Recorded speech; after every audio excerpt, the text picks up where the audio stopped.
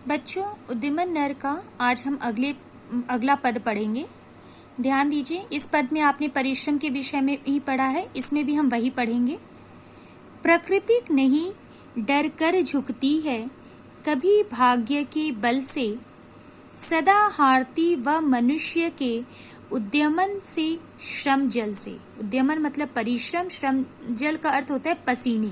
जब हम बहुत ज्यादा मेहनत करते हैं तो हमारे जो पसीना गिरता है वहां उसे कहा गया। श्रम मतलब मेहनत के पानी से, मेहनत का पानी अर्थात पसीने को कहा गया है। ब्रह्मा का अभिलेख पढ़ा करते निरुद्दीन प्राणी, मतलब जो परिश्रम नहीं करते हैं वो प्राणी ईश्वर के द्वारा लिखे गए भाग्य पर निर्भर होते हैं। धोते वीर कुअंक भाल, कुअंक भार मतलब होता है अपने भाग्य का रोना रोना। का बहा भ्रुवों से पानी, भ्रुवों से पानी का अर्थ होता है मेहनत करना, मेहनती।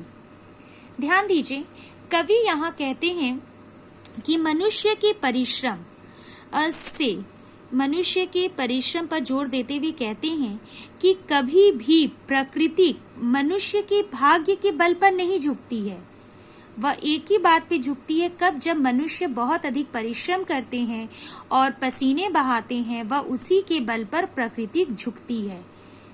ब्रह्मा का अभिलेख पढ़ा करते निरुद्दीन प्राणी। कवि आगे ये भी कहते हैं कि वह मनुष्य जो क्या करते हैं, यह मानते हैं कि हम परिश्रम ना करके ईश्वर ने हमारी किस्मत में जो लिखा है वही होगा, अर्थात भाग्य का रोना और रोते हैं। ऐसे प्राणी क्या करते हैं? दुखी होते हैं, रोना रोते हैं। लेकिन इसके विपरीत जो मेहनती व्यक्ति होते हैं वो अपने परिश्रम से सुख साधन को प्राप्त कर अपने जीवन को सुखी बनाते हैं। फिर से देखिए, कवि कहते हैं कि मनुष्य के परिश्रम पर जोर देते हुए कवि कहते हैं कि बिना परिश्रम के कोई भी वस्तु हमें प्राप्त नहीं होती और पृथ्वी भाग्य के बल पर, प्रकृति भाग्य के बल पर कभी नहीं झुकती है। वह तो केवल मनुष्य के कठिन परिश्रम और श्रमजल अर्थात पसीने के बल पर ही झुकती है, वह उसी के आगे हार मानती है। मनुष्य मेहनत कर नई नई खोज करता है और क्या करता है? सुखी बनता है। परिश्रमी मनुष्य ही धरती से अपनी इच्छित वस्तु ले सकता है। जो परिश्रम नहीं करते, ध्यान दीजिए, जो परिश्रम, निरुद्दीन प्राणी जो परिश्रम नहीं करते वह भाग्य का रोना रोते रहते हैं। लेकिन परिश्रमी मनुष्य अपने बुरे भाग्य को भी अपने मेहनत से, परिश्रम से अपने भाग्य को अच्छा बना देते हैं और जीवन को सुखपूर्ण व्यतीत करते हैं। भाग्यवाद आवरण पाप का और शस्त्र शोषण का। शोषण मतलब होता है अत्याचार, शस्त्र हथियार। जिससे रखता दबा एक जन से भाग दूसरे जन का। पूछो किसी भाग्यवादी से, यदि विधि अंक प्रबल है, पद पर क्यों देती न स्वयं वसुधा निज रतन उगल है। उगल मतलब दे देना, रतन का अर्थ होता है धन, वसुधा पृथ्वी, पद का अर्थ होता है पैर, भाग्यवादी मतलब किस्मत। भाग्यवाद, यहाँ पे ध्यान दीजिए, भाग्यवाद आवरण पाप का और शस्त्र शोषण है। कवि कहते हैं कि भाग्यवाद तो पाप का आवरण है और शस्त्र दुनिया में शोषण कराते हैं, शस्त्र हथियार दुनिया में शोषण कराते हैं और भाग्यवाद क्या है? पाप का आवरण है।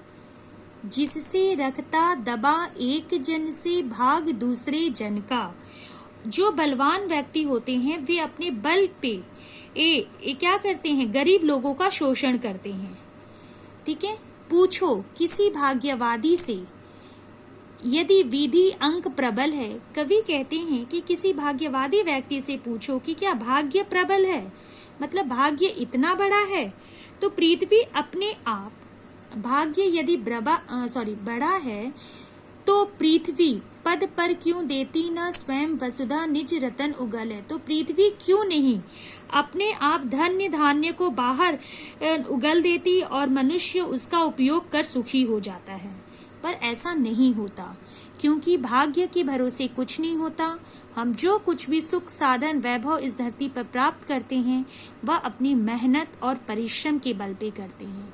हम अपने भाग्य के निर्माता स्वयं होते हैं। हम अपने भाग्य को अच्छा और बुरा स्वयं बनाते हैं, अर्थात ईश्वर का काम है मनुष्य को जन्म देना। सारी सुख सुविधाएं ईश्वर ने पृथ्वी पर दी हैं, मनुष्य उसे मेहनत करके परिश्रम करके उसे प्राप्त करता है और अपने जीवन को सुख में व्यतीत करता है।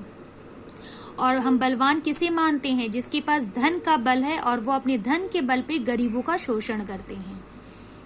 ठीक है बच्चों, फिर से ध्यान दीजिए। प्रकृति नहीं डर कर झुकती है कभी भाग्य के बल से, सदा हारती व मनुष्य के उद्यमन से श्रम जल से। ब्रह्मा का अभिलेख पढ़ा करते निरुमुद्दीन प्राणी, धोते वीर कुंवक भाल का बहा भ्रूमों से पानी। भाग्यवाद आवरण पाप का और शस्त्र शोषण का, जिससे रखता दबा एक जन से भाग्य दूसरे जन का। यहाँ से एक जन से दूसरे जन का अर्थ धनवान व्यक्ति गरीबों का शोषण करते हैं। पूछो किसी भाग्यवादी से, यदि विधि अंक प्रबल है, यदि भाग्य इतना प्रबल है तो कवि कहते हैं कि धरती क्यों नहीं, पृथ्वी क्यों नहीं अपने आप धन को बाहर निकालती और मनुष्य उसे उपयोग करता है, उसे मेहनत की जरूरत ही नहीं पड़ती अगर उसकी किस्मत अच्छी है तो। ठीक है, अब अंतिम 2 पद की व्याख्या हम अगले वीडियो में पढ़ेंगे। धन्यवाद।